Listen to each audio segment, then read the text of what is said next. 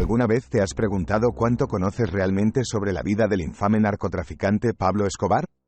Es posible que hayas oído hablar de su fortuna, su reinado del terror y su eventual muerte, pero ¿sabías que también era un filántropo y uno de los hombres más ricos del mundo? En este vídeo, te llevaremos a través de 10 hechos sorprendentes y poco conocidos sobre Pablo Escobar que probablemente no sabías. ¿Estás listo para ser sorprendido? Entonces, acompáñanos en este viaje a través de la vida de uno de los criminales más notorios de la historia.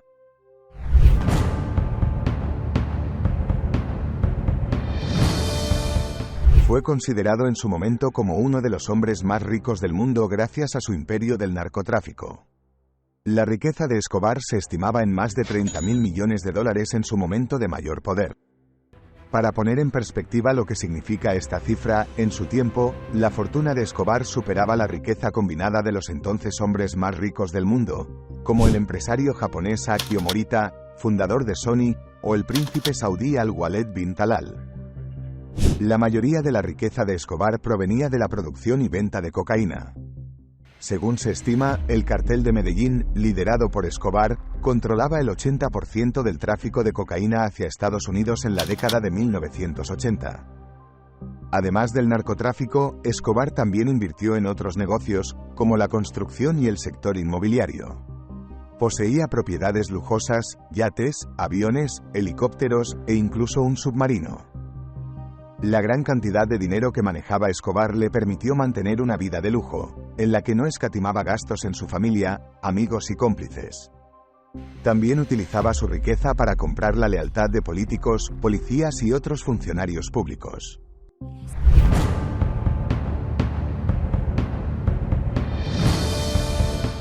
En 1976, Pablo Escobar se postuló como candidato a la Cámara de Representantes de Colombia por el Partido Liberal y fue elegido como miembro de la Cámara. Esto ocurrió antes de que Escobar se dedicara de lleno al negocio del narcotráfico, y se cree que su objetivo en ese momento era obtener inmunidad parlamentaria para evitar ser arrestado por cargos de contrabando de cigarrillos. Sin embargo, su tiempo en la Cámara de Representantes duró muy poco. Poco después de ser elegido, Escobar comenzó a ser investigado por su supuesta participación en el contrabando de cigarrillos, y en 1977 se vio obligado a renunciar a su cargo para evitar ser procesado. A pesar de este breve periodo en la política, la incursión de Escobar en la Cámara de Representantes muestra su capacidad para manipular y utilizar los sistemas políticos y legales a su favor. Esto se convirtió en una estrategia recurrente en su carrera como narcotraficante, ya que utilizaba su dinero y poder para comprar la lealtad de políticos y funcionarios públicos, y así lograr impunidad y protección para sus actividades ilegales.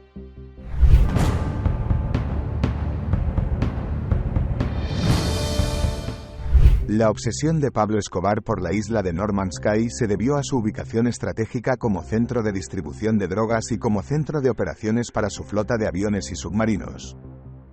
A finales de la década de 1970, Escobar compró la isla de Norman's Cay, en las Bahamas, con la intención de utilizarla como base para sus operaciones de tráfico de drogas. Escobar y su cartel convirtieron la isla en un centro de distribución de cocaína y marihuana para los mercados de Estados Unidos y Europa. También construyeron una pista de aterrizaje en la isla para facilitar el transporte de la droga. Para proteger sus operaciones, el cartel estableció una presencia armada en la isla y contrató a un grupo de mercenarios, conocido como los Bahama Boys, para proteger su propiedad y sus operaciones.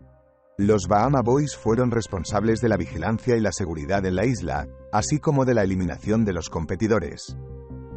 Sin embargo, la presencia del cartel en la isla no pasó desapercibida para las autoridades locales y federales de Estados Unidos, que comenzaron a investigar las operaciones del cartel en las Bahamas.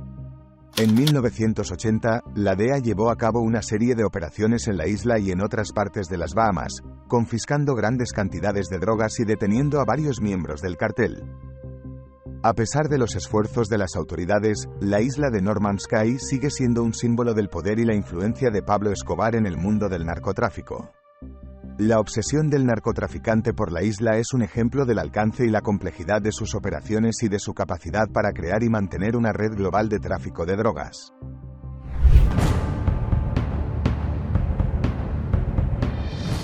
Además de ser uno de los narcotraficantes más poderosos y temidos del mundo, Pablo Escobar también tenía una pasión por los animales exóticos. Durante su vida, Escobar construyó una impresionante colección de animales que incluía hipopótamos, jirafas, elefantes, cebras y muchos otros animales. Escobar adquirió muchos de estos animales en su búsqueda por tener un estilo de vida extravagante y ostentoso. Incluso construyó un zoológico privado en su propiedad en Medellín, que se convirtió en un lugar popular para los visitantes y turistas. Pero a medida que Escobar se convirtió en un fugitivo buscado por la justicia, su zoológico se convirtió en una preocupación para las autoridades. Se rumoreaba que algunos de los animales de Escobar habían escapado de su propiedad y estaban causando estragos en las comunidades cercanas.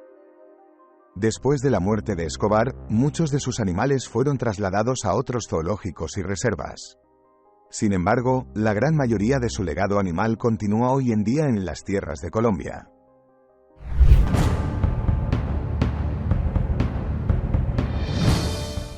El líder del cartel de Medellín fue conocido por sus acciones filantrópicas en Colombia. A pesar de ser uno de los narcotraficantes más respetados y famosos del mundo, también fue visto por muchos como un benefactor generoso y compasivo. Escobar creció en un barrio pobre de Medellín y siempre tuvo una gran simpatía por las personas que vivían en situaciones similares. A lo largo de su carrera como narcotraficante, donó una gran cantidad de dinero a la construcción de escuelas, iglesias, canchas deportivas y otros proyectos comunitarios en los barrios más pobres de Colombia. En algunos casos, Escobar incluso llegó a construir barrios enteros para las personas que vivían en condiciones de pobreza extrema. Por ejemplo, en 1981, fundó la comunidad de Pablo Escobar en Medellín, que contaba con más de 1000 viviendas para personas de bajos ingresos. Aunque estas acciones filantrópicas de Escobar pueden haber sido vistas por algunos como una forma de lavar su dinero de la droga o ganar la lealtad de las comunidades locales, es innegable que tuvo un impacto positivo en muchas personas. Muchos colombianos recuerdan a Escobar no solo por su papel en el narcotráfico y la violencia que lo rodeaba, sino también por su generosidad y apoyo a los más necesitados. Sin embargo, es importante señalar que estas acciones filantrópicas no justifican los crímenes cometidos por Escobar y su organización criminal. La producción y distribución de drogas ilegales causó un gran daño a la sociedad, y muchas personas fueron afectadas por la violencia y la corrupción asociadas con el cartel de Medellín.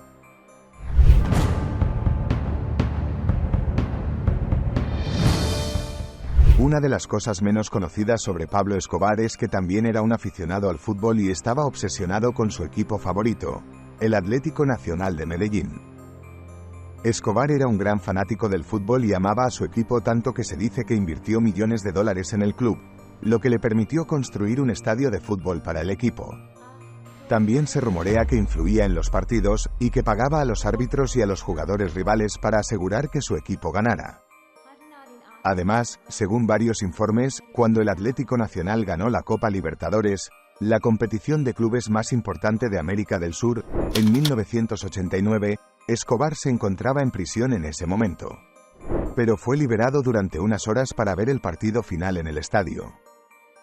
La pasión de Escobar por el fútbol es un aspecto poco conocido de su vida, pero puede ser un ejemplo interesante de cómo incluso los criminales más despiadados pueden tener intereses y pasatiempos que los hacen parecer más humanos. También sugiere que, a pesar de su reputación como un hombre peligroso y sin escrúpulos, Escobar tenía una pasión por algo que lo conectaba con la gente común.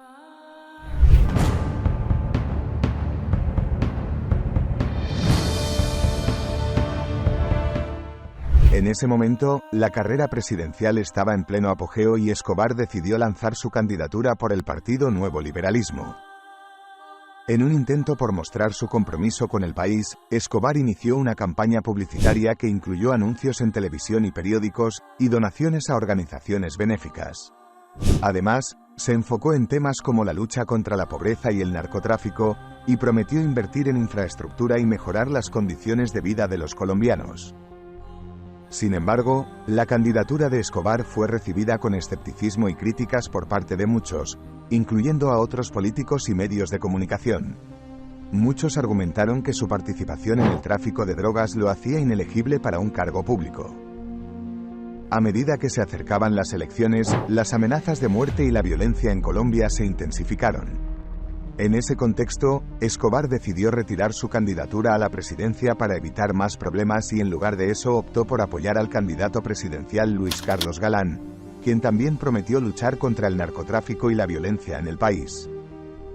Pero, Galán fue asesinado en 1989 por el Cartel de Medellín, y muchos creen que Escobar estuvo involucrado en su muerte. La candidatura de Escobar a la presidencia es vista por algunos como un intento de obtener poder político y de legitimar su imagen pública, mientras que otros creen que fue simplemente una estrategia para desviar la atención de su verdadera actividad criminal.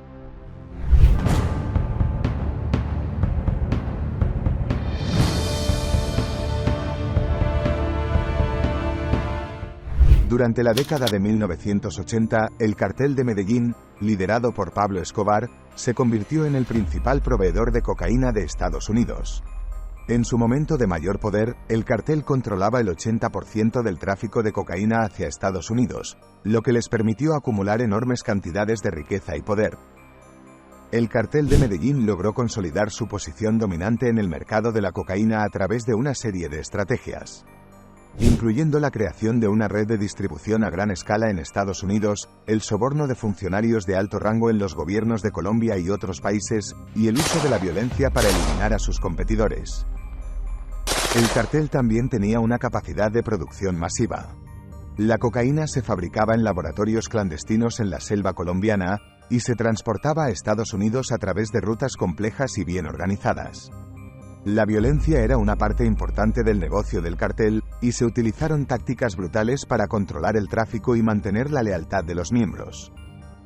La influencia del cartel se extendió más allá del negocio de la cocaína, y llegó a la política y la sociedad colombiana. Escobar y otros líderes del cartel utilizaban su riqueza y poder para financiar campañas políticas, construir infraestructuras, y ofrecer servicios básicos a comunidades empobrecidas, lo que les permitía ganar el apoyo y la lealtad de la población.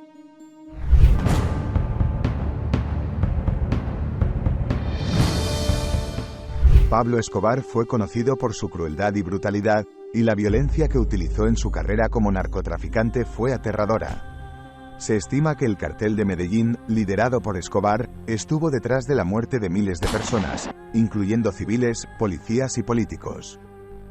Sin embargo, una de las acciones más impactantes que llevó a cabo Escobar fue la construcción de su propia prisión privada, llamada La Catedral. Esta prisión fue construida en un lugar remoto de las montañas y contaba con lujosas comodidades como una cancha de fútbol, una pista de tenis, una piscina y un bar. Escobar construyó esta prisión después de haber sido sentenciado por la justicia colombiana por cargos de narcotráfico, pero antes de que se le capturara y trasladara a una prisión convencional. La construcción de la catedral le permitió a Escobar continuar controlando sus negocios y mantener su estilo de vida, incluso desde prisión. Sin embargo, la catedral se convirtió en un gran escándalo para el gobierno colombiano, que fue criticado por permitir que un narcotraficante construyera su propia prisión privada. Después de varios meses de estar en la catedral, Escobar escapó en 1992, alegando que se había autoexiliado después de que la prisión se volviera demasiado peligrosa debido a la presencia de otros narcotraficantes rivales.